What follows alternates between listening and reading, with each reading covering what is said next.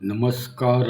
ನಾನು ಸಿಗ್ಲಿ ಬಶ್ಯಾ, ಗದಗ ಜಿಲ್ಲಾ ಲಕ್ಷ್ಮೇಶ್ವರ ತಾಲೂಕು ಶಿಕ್ಷಣ ಗ್ರಾಮದ ಸಿಗ್ಲಿ ಬಶ್ಯಾ, ಆಲಿ ವಸ್ತಿ, ಶಿವಮೊಗ್ಗ ಜಿಲ್ಲಾ ಶಿಕಾರಿಪುರ ತಾಲೂಕು. ಏಸೂರು ಕೊಟ್ಟರು ಏಸೂರು ಕೊಡುವೆವು ಅನ್ನಂಥ ಸ್ವತಂತ್ರ ರೈತರ ಚಳವಳಿಯ ಗ್ರಾಮವಾದಂಥ 42ರ ಸ್ವತಂತ್ರ ಗ್ರಾಮವಾದಂಥ ಏಸೂರು ಗ್ರಾಮದಲ್ಲಿ ವಾಸ್ತವ್ಯ ಹೂಡಿದಂಥ ಈ ಸಿಗ್ಲಿ ಬಶ್ಯಾ ಇವತ್ತು ಕಾನೂನು ವ್ಯವಸ್ಥೆಗಳ ಬಗ್ಗೆ ನಾನು ಬಿಗ್ ಬಾಸ್ ಅನ್ನೋಂಥ ಒಂದು ಕಾರ್ಯಕ್ರಮಕ್ಕೆ ಭಾಗಿಯಾಗಿ ಕಾನೂನಿನಲ್ಲಿ ಸಿಗಬೇಕಾದಂಥ ಪ್ರತಿಯೊಬ್ಬ ಪ್ರಜೆಗೂ ಸವಲತ್ತುಗಳ ಬಗ್ಗೆ ಈ ಬಿಗ್ ಬಾಸ್ನಲ್ಲಿ ಈ ಸಿಗ್ಲಿ ಬಶ್ಯಾ ಮನಸ್ಪೂರ್ವಕವಾಗಿ ಬಿಚ್ಚು ಮನಸ್ಸಿನಿಂದ ಬಿಚ್ಚಿ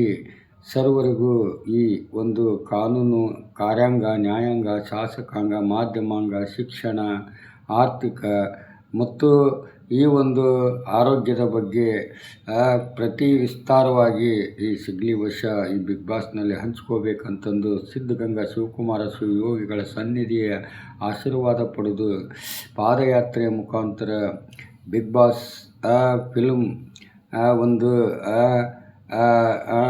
ಫಿಲ್ಮ್ ಅನ್ನೋಂಥ ಒಂದು ಬಿಗ್ ಬಾಸ್ ಸುದೀಪ್ರವರನ್ನು ಭೇಟಿಯಾಗಲಿಕ್ಕೆ ನಾನು 2 ದಿನ ಪಾದಯಾತ್ರೆ ಮಾಡಿ ಬಿಡದಿ ಒಂದು ವ್ಯವಸ್ಥೆ, ಬಿಡದಿ ಒಂದು ಗ್ರಾಮಕ್ಕೆ ಬಂದು ಅಲ್ಲಿ ಬಿಗ್ ಬಾಸ್ ಮನೆಗೆ ಭೇಟಿ ಕೊಟ್ಟಾಗ ಅಲ್ಲಿ ನನಗೆ ಬಾಗಿಲ ಮುಂದೆ ಕಾವಲುಗಾರನಾಗಿದ್ದಂಥ ಒಬ್ಬ ಪ್ರಜೆ ನನ್ನನ್ನು ಉದ್ದೇಶಿಸಿ ಇಲ್ಲಿಗೆ ಯಾವ ಕಾರಣಕ್ಕೆ ಬಂದಿ ಅಂತ ಹಿಂದಿ ಭಾಷೆಯಲ್ಲಿ ಪ್ರಶ್ನೆ ಮಾಡಿದ. ಆದರೆ ನನಗೆ ಹಿಂದಿ ಮಾತಾಡಲಿಕ್ಕೆ ಬರೋಂಗಿಲ್ಲ, ಅರ್ಥನೂ ಆಗಂಗಿಲ್ಲ. ಆದರೆ ನಾನು ಅವ್ರಿಗೆ ಕನ್ನಡದಲ್ಲಿ ಹೇಳಿದರು. ಅವ್ರಿಗೆ ಕ್ಯಾ ಕ್ಯಾ ಕ್ಯಾ ಕ್ಯಾ ಕ್ಯಾ ಅಂತ ಈ ಥರ ಪ್ರಶ್ನೆ ಹಾಕಿದರು.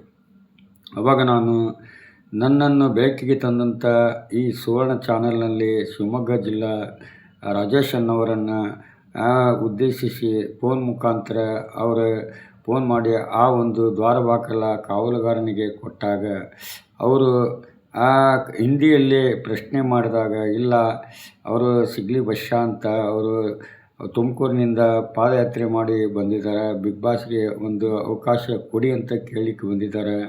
ಅದಕ್ಕೋಸ್ಕರ ಅಲ್ಲಿ ನಿಮ್ಮ ಒಂದು ಆಫೀಸ್ನಲ್ಲಿ ಯಾರೇ ಇರಲಿ ಅವ್ರ ಕೈಯಲ್ಲಿ ಕೊಡಿ, ಮಾತಾಡ್ತೀನಿ, ನಾನು ಅವ್ರಿಗೊಂದು ಅವಕಾಶ ಕೊಡಿ ಅಂತಂದು ಕೇಳ್ತೀನಿ ಅಂದಾಗ ಅವರು ಯಾರೂ ಇಲ್ಲ ಅಂತ ಸುಳ್ಳು ಹೇಳಿ ಆ ಒಂದು ಹಿಂದಿಯಲ್ಲೇ ಮಾತಾಡಿ ನನ್ನನ್ನು ಕಳಿಸಿದರು. ನೋಡಿ ಎಂಥ ಒಂದು ವಿಚಾರ ಐತಿ ನೋಡಿ. ಇವತ್ತು ನಮ್ಮ ಕರ್ನಾಟಕದೊಳಗೆ, ಅದು ಬೆಂಗಳೂರು ಸಿಟಿ ಏರಿಯಾದಲ್ಲಿ ಯಾರೇ ಒಂದು ಆಫೀಸು ವರ್ಕ್ ಒಂದು ಯಾವುದೇ ಒಂದು ಪ್ರಶ್ನೆ ಮಾಡಲಿಕ್ಕೆ ನಾವು ಯಾವುದೇ ಒಂದು ಸಂಸ್ಥೆಗೆ ಹೋದರೆ ಅಲ್ಲಿ ಕನ್ನಡಿಗರೇ ಇರೋದಿಲ್ಲ. ಆತನಿಗೆ ಕನ್ನಡನ ಬರೋಂಗಿಲ್ಲ. ಅಂಥವನಿಗೆ ಬಾಗಿಲ ಕಾಯಲಿಕ್ಕೆ ಗೇಟ್ ಕಾಯಲಿಕ್ಕೆ ನಿಂದಿರ್ಸಿರ್ತಾರೆ. ಅವರು ಒಳಗಡೆ ನಮ್ಮ ಭಾಷೆ ಅವ್ನಿಗೆ ಗೊತ್ತಾಗ್ತಾಯಿಲ್ಲ, ಅವನ ಭಾಷೆ ನನಗೆ ಗೊತ್ತಾಗ್ತಾಯಿಲ್ಲ. ಇಂಥ ಒಂದು ವ್ಯವಸ್ಥೆಯಲ್ಲಿ ಇವತ್ತು ನಾವು ಸಿದ್ಧಗಂಗಾ ಶಿವಕುಮಾರ ಶಿವಯೋಗಿಗಳ ಸನ್ನಿಧಿಗೆ ಹೋಗಿ ಆಶೀರ್ವಾದ ಪಡೆದು 5 ನಿಮಿಷ ಕುಂತು ಶಾಂತಿ ಪಡೆದು ದೇವರ ದರ್ಶನ ಪಡ್ಕೊಂಬರಂಥ ಆ ಪರಮಾತ್ಮ ನಮಗೆ ಅವಕಾಶ ಕೊಟ್ಟಿದ್ದಾನೆ. ಬಟ್ ಸುದೀಪ್ರವ್ರನ್ನ ಭೇಟಿ ಆಗಬೇಕು, ಈ ಒಂದು ಬಿಗ್ ಬಾಸ್ಗೆ ನನ್ನನ್ನು ಆಹ್ವಾನ ಮಾಡಬೇಕು ನೀವು. ಇದು ಕಾಮಿಡಿ ಬಿಗ್ ಬಾಸ್ ಆಗಬಾರ್ದು, ಇದು ಒಂದು ಇತಿಹಾಸದ ಬಿಗ್ ಬಾಸ್ ಆಗಬೇಕು. 100 ದಿನ ಅವಕಾಶ ಕೊಟ್ಟರೆ ಈ ಒಂದು ಬಿಗ್ ಬಾಸ್ನಲ್ಲಿ ಈ ಸಿಗ್ಲಿ ಬಶ್ಯಾ ಎಲ್ಲ ಒಂದು ಇವತ್ತಿನ ನಡೀತಕ್ಕಂಥ ಕಾರ್ಯಾಂಗ, ನ್ಯಾಯಾಂಗ, ಶಾಸಕಾಂಗ, ಮಾಧ್ಯಮಾಂಗದ ವ್ಯವಸ್ಥೆಗಳ ಬಗ್ಗೆ ಸವಿಸ್ತಾರವಾಗಿ ನಾನು ಬಿಗ್ ಬಾಸ್ನಲ್ಲಿ ಬಿಚ್ಚು ಮನಸ್ಸಿಂದ ಬಿಚ್ಚಿ ಹೇಳಿ ಸರ್ವರಿಗೂ ಈ ಒಂದು ಕಾನೂನು ವ್ಯವಸ್ಥೆಗಳ ಬಗ್ಗೆ ಅರಿವು ಮೂಡಿಸ್ಬೇಕಂತ ನಾನು ಸುಮಾರು 70-80 ಕಿಲೋಮೀಟ್ರ್ ಪಾದಯಾತ್ರೆ ಮಾಡಿ ಇವತ್ತು ಬಿಗ್ ಬಾಸ್ ಮನೆಗೆ ಗೇಟ್ ಮುಂದ್ಗಡೆ ಬಂದು ನಿಂತು ನನ್ನ ಒಂದು ಕಷ್ಟನ ಹಂಚ್ಕೋಬೇಕಂತ ಹೋದರೆ ಅಲ್ಲಿ ಭಾಷೆಯ ದೋಷದಿಂದ ನನಗೆ ನಿರಾಶೆ ಆಯಿತು. ಮತ್ತು ಇಲ್ಲಿ ಬಿಗ್ ಬಾಸ್ನಲ್ಲಿ ಎಲ್ಲ ಎಲ್ರಿಗೂ ಅವಕಾಶ ಸಿಕ್ಕಿದೆ. ಈಗ ಅದು ಎಲ್ಲ ಮುಕ್ತಾಯ ಆಗಿದೆ, ನಿಮಗೆ ಸಿಗೋದಿಲ್ಲ ಅಂತಂದು ಅವರು ಹೇಳಿ ಕಳಿಸಿದರು. ನನಗೆ ತುಂಬಲಾರದಷ್ಟು ದುಃಖ ಆಯಿತು. ಏನು ಮಾಡೋದು, ಇನ್ನೊಂದು ವರ್ಷಕ್ಕೆ ಮುಂದಿನ ವರ್ಷ ಆದ್ರೂ ನಾನು ಅತಿ ಹೆಚ್ಚಿನ ಹೋರಾಟ ಮಾಡಿ ನಾನು ಸುದೀಪ್ರವ್ರನ್ನ ಭೇಟಿ ಆಗ್ತೀನಿ. ಯಾಕಂದರೆ ದೇವ್ರು ನಮಗೆ ಕಣ್ಣಿಗೆ ಕಾಣದೇ ಇದ್ರೂ ಮಾತಾಡದೇ ಇದ್ರೂ ಅವ್ರ ದರ್ಶನ ಸಿಗ್ತೈತಿ. ಆದರೆ ದೇವರ ಸ್ಥಾನ ಅಂತ ತಿಳ್ಕೊಂಡು ಆ ಒಂದು ಬಿಗ್ ಬಾಸ್ ಅವ್ರ ಮನೆಗೆ ಬಂದರೆ ಇವತ್ತು ದರ್ಶನ್ ಅವರ ಸುದೀಪ್ರವರ ಒಂದು ದರ್ಶನ ನನಗೆ ಸಿಗಲಿಲ್ಲ ಅನ್ನೋ ಒಂದು ಬೇಜಾರದ ಸಂಗತಿ. ಯಾಕಂದರೆ ಇವರೆಲ್ಲ ಯಾವ ರೀತಿ ವ್ಯವಸ್ಥೆಗಳನ್ನು ಇಟ್ಕೊಂಡು ಯಾವ ರೀತಿ ಕಾರ್ಯಕ್ರಮಗಳನ್ನು ಹಂಚ್ಕೊತಾ ಇದ್ದಾರೆ ಅನ್ನೋದೇ ನನಗೊಂದು ಬೇಸರ ತಂದ ಸಂಗತಿಯಾಗಿದೆ. ಅದಕ್ಕೋಸ್ಕರ ಇವತ್ತು ಕಾನೂನೊಳಗಡೆ ಈ ಹಿಂದೆ 1988ರಿಂದ ನಾನು ಕಂಡ ಕರ್ನಾಟಕದ 7 ಸೆಂಟ್ರಲ್ ಜೈಲು ಮತ್ತು ಕಾನೂನು ವ್ಯವಸ್ಥೆಯಲ್ಲಿ ಅತಿ ಹೆಚ್ಚು ವಕೀಲರುಗಳಲ್ಲಿ ಅತಿ ಹೆಚ್ಚು ನಾನು ಗೌರವ ಕೊಡೋದು ಕೆಲವೊಂದು ವಕೀಲರಿಗೆ. ಅವರ ಹೆಸರುಗಳನ್ನು ನಾನು ಹೇಳ್ತೀನಿ. ಹಿಂದೆ ಎಷ್ಟೋ ಜನ ವಕೀಲರುಗಳು ಸತ್ರ ನ್ಯಾಯಾಲಯದಲ್ಲಿ ನ್ಯಾಯ ಕೊಡಿಸ್ಬೇಕಂತಂದು ಅಪರಾಧಿ ಆರೋಪಿಗಳ ಕೇಸುಗಳನ್ನು ಹಿಡ್ಕೊಂಡು ಅವರು ನಡೆಸಿ ಆಮೇಲೆ ಶಿಕ್ಷೆ ಆದಾಗ ಅವರು ಮತ್ತೆ ಹೈಕೋರ್ಟ್ಗೆ ಅಪೀಲ್ ಹೋಗಬೇಕಂದ್ರೆ ಅವ್ರ ಹತ್ರ ದುಡ್ಡು ಇರೋದಿಲ್ಲ. ಅಂಥ ಒಂದು ವ್ಯವಸ್ಥೆಯಲ್ಲಿ ಜೈಲು ಒಳಗಡೆ ಕುಂತು ಧರ್ಮ ಅಪೀಲು ಜೈಲು ಮುಖಾಂತರ ಒಂದು ಧರ್ಮ ಅಪೀಲ್ ಹಾಕಿ ಅಲ್ಲಿ ಹೈಕೋರ್ಟ್ನಲ್ಲಿ ಸುಮಾರು ನ್ಯಾಯವಾದಿಗಳಿರ್ತಾರೆ. ಅಂಥದ್ರಲ್ಲಿ ಕೆಲವೊಬ್ಬರು ನ್ಯಾಯವಾದಿಗಳ ಇಂಥ ಒಂದು ಪ್ರಕರಣಗಳಿಗೆ ಅವರೇ ದುಡ್ಡು ಇಲ್ದೇ ಒಂದು ಧರ್ಮ ಅಪೀಲ್ನ ವಿಚಾರಣೆಗೊಳಪಡಿಸಿ ನ್ಯಾಯ ಕೊಡಿಸ್ತಂಥ ಎಷ್ಟೋ ನ್ಯಾಯವಾದಿಗಳು ನಾನು ಕಂಡಿದ್ದೀನಿ. ಜೈಲಿನಿಂದನೇ ನಾನು ಅವ್ರಿಗೆ ಪತ್ರ ಬರೆದು ಅವರಲ್ಲಿ ಆರೋಪಿಗಳಿಗೆ ನ್ಯಾಯ ಕೊಡಿಸಿ ಅಂತ ನಾನು ಎಷ್ಟೋ ವಕೀಲರಲ್ಲಿ ಬೇಡಿಕೆ ಇಟ್ಟಿದ್ದೀನಿ.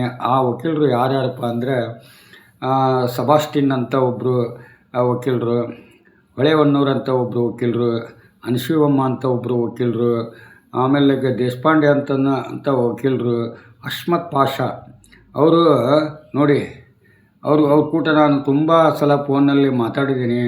ಅವರು ದುಡ್ಡಿಲ್ದೇ ಒಂದು ಹೈಕೋರ್ಟ್ನಲ್ಲಿ ಧರ್ಮ ಅಪೀಲ್ ಬರೆದಂಥ ಅಪರಾಧಿಗಳ ಕೇಸುಗಳನ್ನು ಕೈಗೆತ್ತಿಕೊಂಡು ಅವರಿಗೆ ಎಷ್ಟೋ ಜನ ಅಪರಾಧಿಗಳಿಗೆ ನ್ಯಾಯ ಕೊಡಿಸಿ ಅವ್ರನ್ನ ಬಿಡುಗಡೆಗೊಳಿಸಿದಾಗ ಅವರೇ ತಮ್ಮ ಸ್ವಂತ ದುಡ್ಡಿನಲ್ಲಿ ಅವ್ರಿಗೆ ಬಸ್ ಚಾರ್ಜ್ ಕೊಟ್ಟು ಅವ್ರಿಗೆ ಒಳ್ಳೆಯದಾಗಲಿ, ಇನ್ನು ಮುಂದಾದರೂ ಒಳ್ಳೆಯ ರೀತಿಯಲ್ಲಿ ಬದುಕು ಅಂತಂದು ಆಶೀರ್ವಾದ ಮಾಡಿದಂಥ ಹಿರಿಯ ವಕೀಲರುಗಳು. ಅಂಥವ್ರನ್ನ ನಾನು ತುಂಬ ಗೌರವಿಸ್ತೀನಿ. ಅಂಥವ್ರನ್ನ ಮರೆಯಲಾರದ ಮಾಣಿಕ್ಯ ಅಂತ ನಾನು ಹೇಳ್ಕೊತೀನಿ. ಇವತ್ತು ಅಹ್ಮದ್ ಪಾಷಾ ಅವರು ದರ್ಶನ್ ಅವ್ರ ಕೇಸ್ ಹಿಡಿದಿದ್ದನ್ನು ನೋಡಿ ತುಂಬ ಖುಷಿ ಆಯಿತು. ಯಾಕಂದರೆ ಅವರು ನ್ಯಾಯ ಕೊಡಿಸ್ತಾರೆ. ಅದರಲ್ಲಿ ಸರಿ ಯಾವುದು ತಪ್ಪು ಯಾವುದು ಅಂತ ಅವಲೋಕಿಸಿ ಆ ಕೇಸ್ನಲ್ಲಿ ವಾದ ಮಾಡಿ ನ್ಯಾಯ ಕೊಡಿಸ್ತಾರೆ ಅನ್ನೋದು ನಾನು ನಂಬಿಕೆ ಇದೆ. ಇಂಥ ಒಂದು ನ್ಯಾಯವಾದಿಗಳನ್ನು ನಾನು ಮರೆಯೋದಿಲ್ಲ. ಅಂಥವ್ರು ಒಳ್ಳೆಯ ನ್ಯಾಯವಾದಿಗಳು ಹುಟ್ಕೋಬೇಕು. ಅಪರಾಧಿಗಳಿಗೆ ನ್ಯಾಯ ಕೊಡಿಸೋಂಥ ವ್ಯವಸ್ಥೆ ಆಗಬೇಕು. ಶೀಘ್ರದಲ್ಲಿ ನ್ಯಾಯ ಒದಗಿಸ್ಕೊಡೋಂಥ ವ್ಯವಸ್ಥೆ ಆಗಬೇಕು ಅನ್ನೋದು ನನ್ನ ಬೇಡಿಕೆ ಇತ್ತು. ಸುಮಾರು ನ್ಯಾಯವಾದಿಗಳ ಕೆಲಸ ಏನು, ಪೊಲೀಸರ ಕೆಲಸ ಏನು, ಸಾಕ್ಷಿಗಳ ಕೆಲಸ ಏನು, ನ್ಯಾಯಾಧೀಶರ ಕೆಲಸ ಏನು, ಇವನ್ನೆಲ್ಲ ಜೈಲು ಅಧಿಕಾರಿಗಳ ಕೆಲಸ ಏನು, ಇಂಥವನ್ನೆಲ್ಲ ನಾನು ಪಬ್ಲಿಕ್ನಲ್ಲಿ ಈ ಬಿಗ್ ಬಾಸ್ನಲ್ಲಿ ಹೋಗಿ ಇವನ್ನೆಲ್ಲ ನಾನು ಬಹಿರಂಗಪಡಿಸಿ ಸರಿಯೋ ತಪ್ಪು ಅನ್ನೋದ್ರ ಬಗ್ಗೆ ಅರಿವು ಮೂಡಿಸಿ ತಮ್ಮ ಕೇಸುಗಳನ್ನು ತಾವು ಸ್ವಂತ ವಾದ ಮಾಡೋಂಥ ಕಾನೂನು ಕಲಿಸ್ಬೇಕು, ಜಾಗೃತಿ ಕೊಡಬೇಕು, ಅರಿವು ಮೂಡಿಸ್ಬೇಕನ್ನೋಂಥ ಛಲ ತೊಟ್ಟು ನಾನು ಪಾದಯಾತ್ರೆ ಮಾಡಿದೆ. ಆದರೆ ನನಗೆ ನೋವು ತಂದ ಸಂಗತಿ ಏನಪ್ಪ ಅಂದರೆ ಬಿಗ್ ಬಾಸ್ ಮನೆ ಗೇಟ್ ಬಾಗಿಲ ಕಾಯಂಥವ್ರೆ ಇವತ್ತು ಅವ್ರ ಭಾಷೆಯ ದೋಷದಿಂದ ನನಗೆ ಅವಕಾಶ ಸಿಗಲಿಲ್ಲ. ನಾನು ವಾಪಸ್ಸು ಬರ್ತಾಯಿದ್ದೀನಿ. ಜೈ ಹಿಂದ್, ಜೈ ಕರ್ನಾಟಕ, ಜೈ ಕನ್ನಡ, ಜೈ ಶ್ರೀರಾಮ್, ಜೈ ಭೀಮ್.